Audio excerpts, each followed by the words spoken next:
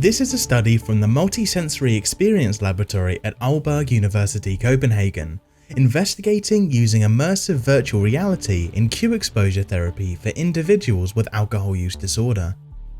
Alcohol use disorder is the world's third largest risk factor for disease and disability, and has a significant economic and human cost. Often, the onset of drinking is the result of an intense desire to consume alcohol, defined as alcohol craving. Exposure therapy has been successfully applied to relieve phobias and anxiety, but recently, it has also been applied in the context of treating individuals with alcohol use disorder. Here, feelings of alcohol craving are induced in patients for therapists to teach coping skills.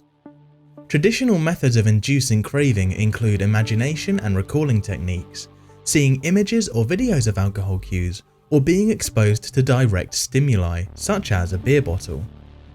These techniques, however, do not properly represent high-risk situations experienced by individuals in reality.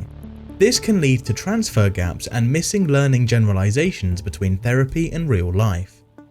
Therefore, methods should approach real-life situations as much as possible. As such, we see potential in using immersive virtual reality experiences to induce alcohol craving in patients. In this study, 2 experiments were conducted.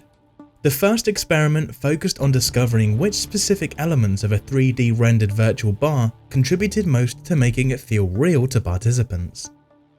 The second experiment compared 2 versions of the bar environment, a 360-degree video version and a 3D rendered version, to see if and how much they managed to induce feelings of alcohol craving in participants.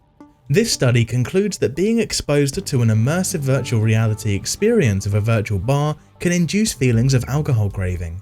However, there were no measurable differences between the 360 and 3D rendered versions. The 3D rendered environment should be dynamic and interactive, with a primary focus on soundscape and virtual agents, but pros and cons were discovered for both, in terms of eliciting feelings of presence and plausibility. When utilizing immersive virtual reality to induce craving in Q-exposure therapy, considerations of whether to rely on 360 video or 3D rendering should take into account the specific use case.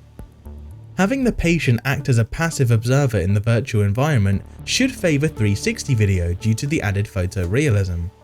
However, if interaction or locomotion is a strong preference, 3D rendering could be used, with a focus on creating high-fidelity soundscapes and virtual agents that react to user actions and promote how the real experience feels to the user.